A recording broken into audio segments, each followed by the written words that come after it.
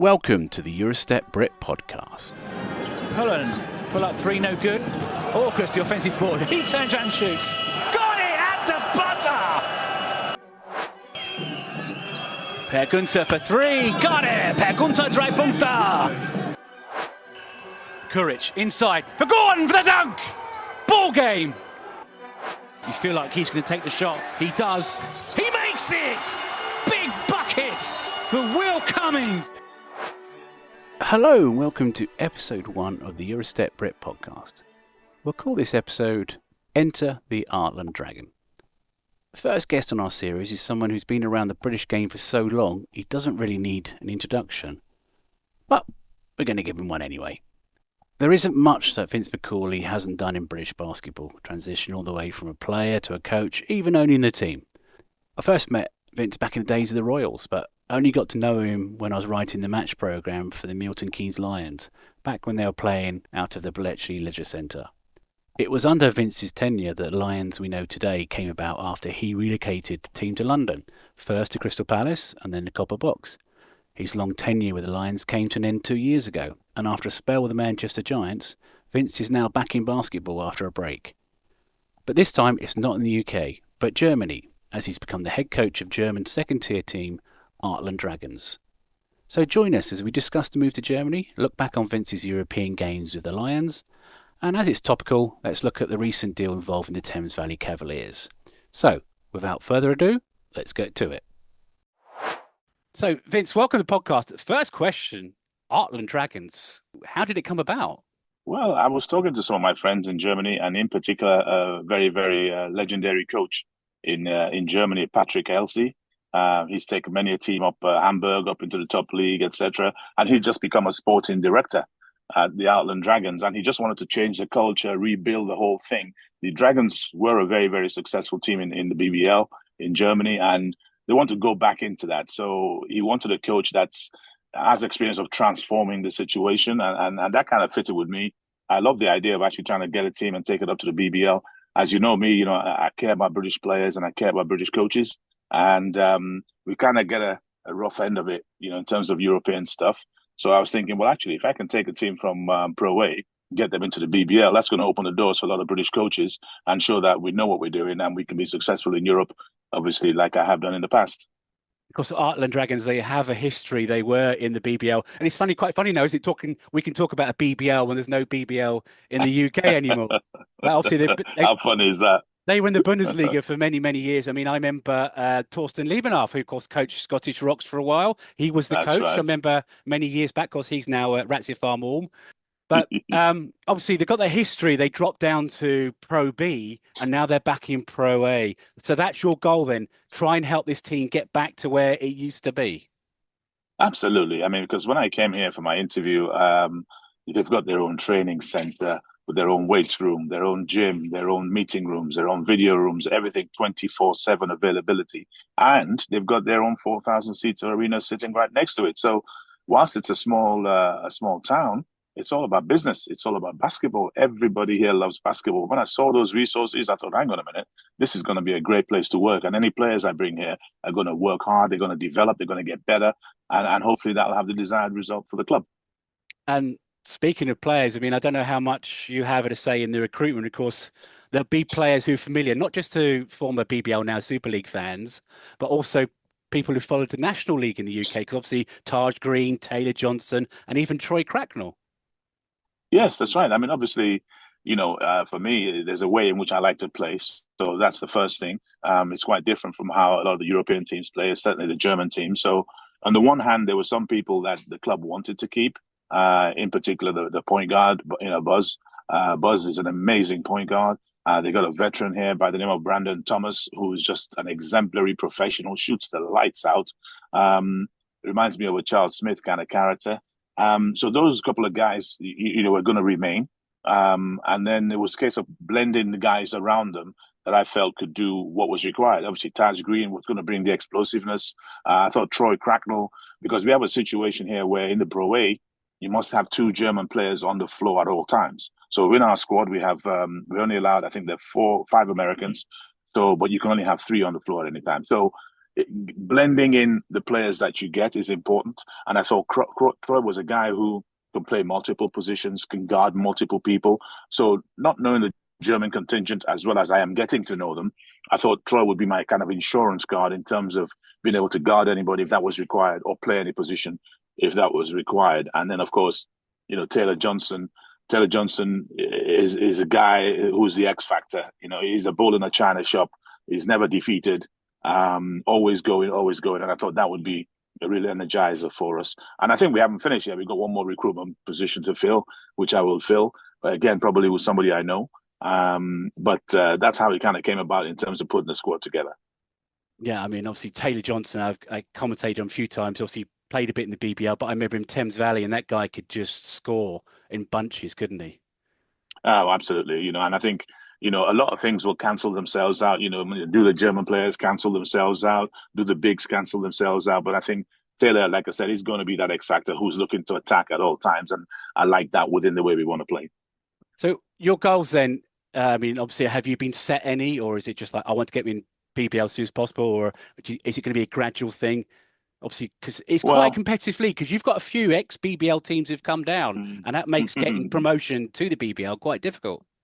Absolutely. The teams that have come down, but also the team that was the best team in Pro A lost out in the playoffs. So they didn't go up. So they're still here.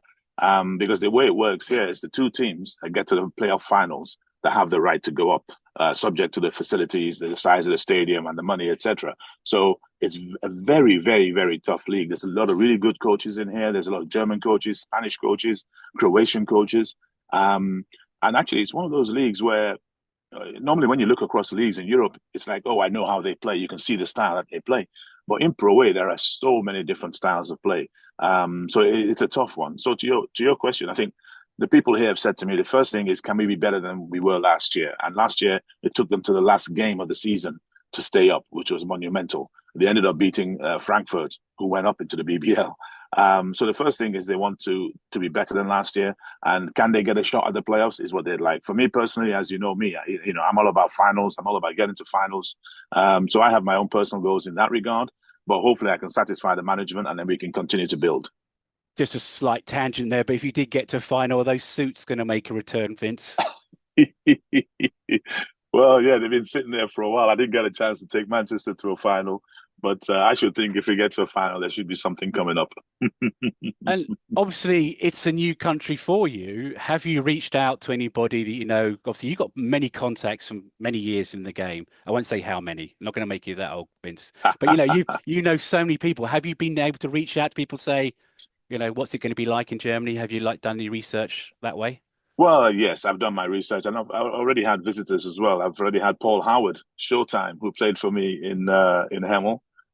He lives here in Germany, and he actually played for Pat Elsie, our sporting director. So he came to visit us in the gym. But like you said, there's a lot of ex-BBL players here. I mean, Gino Crandell is only 25 minutes down the road. Mike Miller was here. I think he may have just left actually.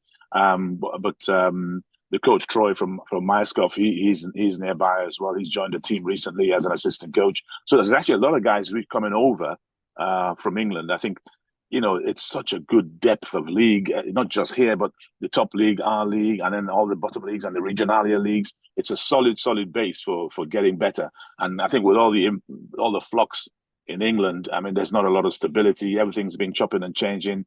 You don't know how many players you can have, what Americans, what all that kind of stuff. It is destabilizing when you want to build a coaching structure. Yeah, and just the connectivity between Germany and the UK, because obviously I can remember going back many, many years.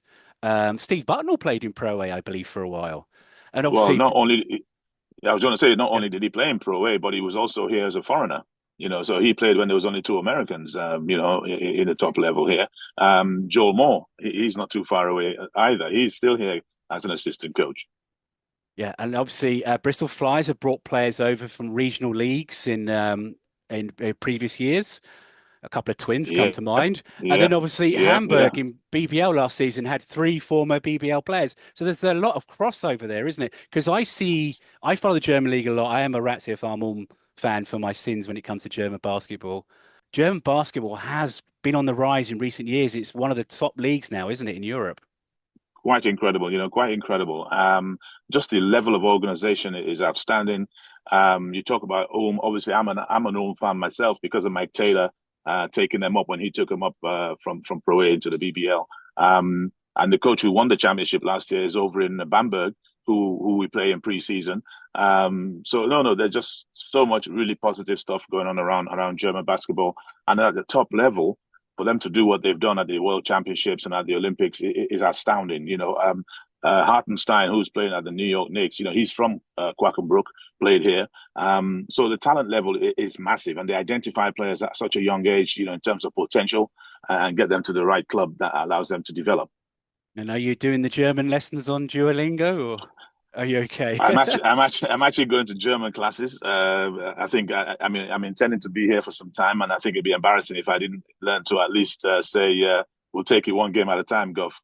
Where do you think? I mean, obviously, you want to get promoted this season if you can. Obviously, where do you think this team, the roster as it's currently structured, what of the other teams, where do you think you could be come the playoffs?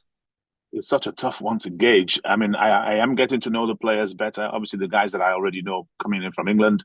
I like the guys over here, I really do. And we got some great size. I got two 6'10" Germans who are massive and huge and very experienced. But it's such a tough league that I haven't seen. We haven't actually played a Pro A team. We've only played BBL teams. We've played Belgian teams. Holland as well. We beat the teams from there. We've had losses to the two BBL teams that we've played. Not terrible. So I think we're decent, but I just don't know what we're going to face. I don't want to give a number to it, but obviously I'd like to think that, we're bang on chasing for the playoffs right off the bat. We got two tough opening games. We go away to Nuremberg, which is like an 8-hour journey, stay overnight, play that game. And then our first home game is against Bayreuth, who obviously I have a good record against. And if we can get those two, I think it will start to get that momentum going. And you know me, when I'm building something, it's about the momentum, the movement, and getting everybody on side. And I think if I can get that going early, I think we're going to be in a good spot. Yeah, I was going to talk about Mehdi Bayreuth later on, obviously, because you faced him, didn't you, in that FIBA Europe Cup? But we'll get to that in a bit. If I could bring you actually round, obviously, to it. One last question before we move off Artland. What's it like for you personally? Because obviously you've coached career in the UK, you've been many, many years, and suddenly it's a new challenge, it's a new country, it's a new way of doing things, a new way of communicating, obviously. Is this exciting for you? Is this something you're like, wow, I never thought I might get this opportunity? I'm very excited. I really am. I am very motivated. I haven't had this much energy in some time. I'm up early in the morning, swimming in the gym, get to the arena before the guys, really fired up to make this work for me. Mainly because, like I said, it's about building. For me, it's just about building, developing as a club, as a team. All of that stuff is making it really exciting for me. So no, I mean, I couldn't be more excited about this opportunity. I think we can do something. Because you can be in some places where you've got a great set of players or whatever, you don't have the infrastructure. The infrastructure is here, the resources are here, the fan base is here. Based on that, I will ask one final question on Artland then. Mm-hmm. What differences have you noticed? Obviously, season started, but the way players train, housing, that sort of thing. Differences between there in Germany and back in the BBL or now Super League. Is there much in a way difference? The main thing is everything is just better organized. Obviously every club is different from top to bottom, but not just myself. When I arrived here, I was immediately taken to my hotel. I was there for 5 days while my house was made ready. I was moved into my house. My car was really given to me. It's the same with every single player. They've all got their cars waiting for them. They're all outside the arena, ready to roll. And everything is just there, and any special things that I need or I've requested have been given straight away. So, for instance, over here in practice, I don't like to do the 2-a-day practices, so I'm only doing the 2-a-days during preseason. The rest of it is a 3-hour morning block where we do different things, and I always like to have the players fed right after that. And they don't do that, so I asked them to do that by the next week. That was done. So now every player gets fed as soon as we finish our practices in the morning. The same with travel on the bus and stuff like that. So I'm trying to add what I know of professionalism to what they have here, but their organizational ability and the fact that they've got so many sponsors. And we had a sponsors event last night with 162 sponsors present that I spoke with. So the depth of the organization is the big difference. It's not a case of 3 people trying to be stretched, trying to deal with everything. The depth of the organization is there. Obviously, you had that spell with Manchester Giants, but the theme of the podcast, really, I want to look at the European side. Now, you got a chance all those years you were with the franchise, obviously Royals and Lions, what have you, and then you got a chance to lead them into Europe back in 2020. Do you remember was it the BCL qualifier against Neptunus Klaipėda? Yeah. You had that. We'll get on to what happened afterwards in a moment, but how did it feel to you? I mean, obviously we've still got COVID all lingering around us. How did it feel? All those times you've been, you had a team which had played in a shopping centre, in a warehouse, in sports centres, and then here you are on a bench about to coach a Lions team in a BCL qualifier. Was that your first time you ever actually coached in European basketball? Yes, in competitive European basketball, yes. I mean, we played friendlies and we've had teams come over, but that was the first time in competitive basketball, and it was a very proud moment for me. But it wasn't just a proud moment for me; it was also for all the guys who've helped along the journey to take the Lions to that point. When I think back to the great guys at Hemel who put that together. Drew Spinks and Leon Noel, who helped us in that transition. Drew in particular, when we went to Milton Keynes, people like Sean Jameson, Nigel Lloyd, all those guys who built Milton Keynes and made that such an incredible club. I mean, actually, the kind of club where I'm at now, where the facilities in the town, if it wasn't for the short-sightedness of the football club, I think we'd have one of the biggest clubs, certainly the biggest club in England by now, and one of the bigger clubs in Europe had we done that. But it's those kind of people who helped out, and when you come to London, you talk about Mike Martin, you talk about Rod Brown, these guys along the way. And of course, here I was with Justin Robinson and Matthew Bryan Manning, both Brixton youngsters from back in the day with Jimmy. And here we are in the Champions League qualifier. So all of those things were very poignant. But yes, very personally important to me. But really, we stood on the shoulders of all those guys along the way. Let's talk about BCL. What was it like? Obviously, you lost that game against Neptunus Klaipėda. We thought at the time, okay, you're going into FIBA Europe Cup, and then they say no. Do you remember how you felt round about then? Yeah, I remember it vividly. It was devastating. It was absolutely devastating. Like you said, COVID was everywhere. Somehow we tiptoed ourselves all around. And I think if you remember, I think we had I want to say we had the BBL Cup final, I think, the couple of days beforehand in Leicester, behind closed doors. So we're getting ready for that. And I think on the Friday before that game, that weekend, we had the first casualty or positive test, if you like. And I suddenly thought, oh no, don't do this, because the fact was we were going to play the BBL Cup final, I think, on the Sunday, fly out on the Monday, and start playing on the Wednesday or Tuesday in the FIBA. And then we had arranged to travel up to Leicester early, so it was arriving there in early Saturday morning kind of thing. And then everybody started going down, boom, boom, boom. Obviously, as you know, I think we only had 6 or 7 for the cup final, which we lost by 1. To Newcastle and Ramon Fletcher particularly, but at that point, we were stuck there. We had 6 players. I think we had an extra player as well who hadn't played in BBL but was registered to play in Europe with us. So we could manage to squeeze 7 guys together, and we wanted to go there with the 7 guys, but they said there were just too many cases; they weren't going to accept it. And that was one of my low points in basketball. I have this philosophy, where when I come up against adversity, I say to myself, what is this trying to teach me? But that was a very, very difficult one to fight through, not just for myself, but just to hold the players together. Because the season wasn't over; it was the cup final, and it was the big event that we were going to, obviously. But to try to hold the team together as a group mentally was challenging. We were able to do so because I think we went on to be successful in the trophy. But yeah, that was a tough time. And then the following season, again, the BCL qualifiers, it was Treviso that time, wasn't it? But then you dropped into FIBA Europe Cup and you actually played it this time. I mean, for me, I was around some of those home games and it was just fantastic because you have to go all the way back to the Brighton Bears in Yeah. what is now Eurocup, of course, ULEB, for the last time a BBL team had won in Europe. And here you are, you go 5-1 in the initial group stage.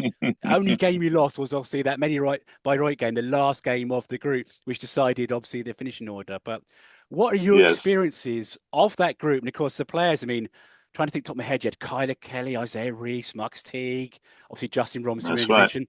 Dirk Williams, Yeah. who I really enjoyed playing that, enjoyed watching playing that season. Jordan Williams, you had Washburn. You had a squad, but just what were your highlights of that initial group stage? Well, I think the real highlights, I guess, was the first game. The first game was actually on the road. I think it was at Kapfenberg. It No, wasn't Donna Kapfenberg. It was Groningen. Donna Donna, Groningen. That was yeah. our first game. Yeah, and obviously, I think Andrea was still with us at that time, and that was winning my first game in European competition. We'd gone to a team that everybody thought was very, very good. Obviously, nobody expected us to be very good, just because we were from England. Well, But they we have had that obviously some history, didn't exceptional they? players. They They had had that the history history. of being really good in Europe, always getting round about the BCL qualifiers, FIBA Europe Cup, and then you go there and beat Correct. them. Yeah, and the thing is, we were playing along, and I remember it vividly. Early in the second quarter, it was just before we made our rotations, and I said to Dave Greenaway next time, I think they're panicking, and sure enough, they were panicking. So he said, well, we're going to make our rotations, and I said, well, no, we're going to stay with these guys. Let's see what happens. All of a sudden, we went from 8 up to 18 up. And I'm sitting there thinking, cracky, we're 18 up in our first game in Europe, and it's who's lighting the cigars because this is pretty cushy. So that was an amazing game just because of what it meant to us as a club. So and that of course set us up, I think, for the run we had at home because again, same thing. We were sitting at home playing Kapfenberg and whoever even Medi Beirut, as you said, and we're really knocking them for six. We're making baskets all over the place. Kyler's flying everywhere. Marcus Teague is rolling back the years, and Jordan Williams was actually a very, very key part of that. You mentioned Dirk Williams, but Jordan was also a very key part of that. And I think for me, again, I have to keep reiterating, English players, English coaches, English players, English coaches. I think Justin missed a number of games because of the injury he had suffered in the playoff final the season before. But in terms of mentality, he was right there with us. He was making sure the guys stayed really positive in that, helping anybody who was wobbling. And he was a strong part of that from a mentality point of view. And if I remember correctly, it was the away game in the Netherlands, and he had 3 straight home games, and then was it Kapfenberg and Medi Bayreuth to finish? Was that right? I'm trying to. That's correct. That's correct. But those 3 home games, it was like, wow, they're really rolling, and it's like I was at the games, and people starting to believe, and it was nice because all you used to see is the odd time a British team entered Europe, and they'd lose, and then suddenly like exactly, this team's winning, and I know, obviously, your tenure at the Lions didn't end on a great note, but when you look back on that opening group stage and what you did, I mean, 5-1 is a fantastic record. What's your thoughts I on was that? very proud. And to be honest, it should have been 6-0 because that game on the road in Medi Beirut, we again suffered from COVID. They just passed a law the morning of the flight to Germany, whereby you couldn't stay in a public hotel if you hadn't been vaccinated. And I think we had 3 players who hadn't. I think it was Justin Robinson, Jordan Williams, and somebody else. So they had to be taken to go and stay in a farm about an hour away from us. So they didn't get to practice on the floor beforehand. We didn't get to see them till we got together for the game. So that was some real ill preparation from that situation. But of course, I think we were holding a 10-point lead. But we couldn't hold on to that to get a perfect record. And who knows what might have happened after that. Yeah, we know what did happen, but for a few weeks, that was just an amazing time to be a British basketball fan because I still feel that made people start believing that British teams can do something in Europe because obviously we've been exactly beaten so much over the years. But obviously, talking London, it's segue Thames Valley Cavaliers, the news that came out a few days ago. Vince, tell us all about it. Well, I mean, Namo and I, Namo Shire, from London School of Basketball and myself, we go back a hell of a long way. He played for me in Milton Keynes in our first couple of years. A lot of people aren't old enough to remember that. And we very much share, the hope and desire that British players and British coaches are valued in their country. And that's something that we've always wanted to always support. I've always had young players from in London in particular, England in general, on my teams, developing them as he has. And I think when the opportunity came to support the developments at Thames Valley, especially again, I refer to the instability of the BBL currently and so on and so forth. Or, sorry, SBL. Or You know, SLB. or SLB. You know, yeah, sorry, SLB.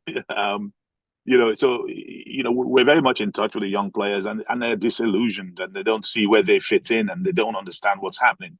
So it was important that they understood that there were still people there who want to develop young players, who want young players to have an outlet, to not only go to the States, which is, has been the trend. But look, if you don't want to go to the States, there's something here for you where you can play against gourmet, you can develop your game, we can bring in professional coaches, and you can, you can really have an opportunity, and that needs to still be there. I have no idea what the existing London team is going to do. I have no idea what anybody's going to do, to be honest. And I particularly don't care. What I care about is, can we have a situation where we can help young British players, put them on the floor, advise them both on and off the floor, and help them be better. And that's what this project is about. It's going to grow. It's going to grow significantly, but that's going to take some time. But I'm just excited that we were able to do that in this instance. And now we know that over time, we can work towards those goals. Obviously, with your new role as the head coach of the Artland Dragons, what's your role with Thames Valley going to be? You can sort of take a back seat, look advisory. What are you going to do? Yes, I mean, I think I'm going to. I'm on the board, obviously, with now one of the guys. Nigel Lloyd is going to be the head coach of the Cavaliers, and the assistant player coach will be AJ Roberts. And those two together will start building that professional level that we want there. And I will input on that as and when required. And then, hopefully we can find some players that I might even be able to bring over here to play in Germany. So, there's going to be a lot of relationship across that, and an opportunity for those youngsters. Do you know, I really wanted to ask you about Nigel. Will he be coming out to Germany to join you? Because obviously you two are, I mean, I remember catching up with you one of the National League tournaments up in Manchester earlier this year. And of course, there's Vince, there's Nigel. You guys are together. So it's great that Nigel's going to be involved in basketball again, given his history, obviously, with the sport as well. Unbelievable history and so much knowledge, and what a lovely guy. And one of the few people who really can unite all the players in London, because he's so well respected across the board. Great relationship with Junior Williams, great relationship with Jackson and the guys over there at Cola. Everybody understands that Nigel is strictly about basketball, and such a supportive and developmental guy from his experience. So I think that's obviously had to be our very first appointment. So, Vince, obviously, I wish you the best of luck this season, trying to take Artland Dragons back where they belong. Obviously, you've got a lot of fans in the UK from your Milton Keynes days, Hemel days, obviously your time at London Lions. If anybody wants to follow your team's progress this season, how can they do it? Well, the games are being shown live and free from Germany in the Pro A League. There'll be a link to watch every game. So I'm going to post them on my own personal social medias as soon as I get those links. So keep an eye out on my Instagram, on my Facebook, etc. And hopefully you can join us and watch the Artland Dragons. Right. Well, I think we can leave it there. Well, thank you so much for your time, Vince. I really do appreciate it. It's been great having you on. No, thanks, Niall. I appreciate you doing it. I really do. I mean, it's important that we record some of these, historic events over time, and you do a good job doing that. Thank you. Much appreciated. Right, that brings episode 1 to a close. If you are enjoying what we do, please make sure to like, subscribe, or even share the pod. Without you, these podcasts would, in essence, just be a recorded phone call. Until the next time, my name's Niall Gray. Thanks for joining me. You've been listening to the Eurostep Brit podcast, a hoops and hockey production.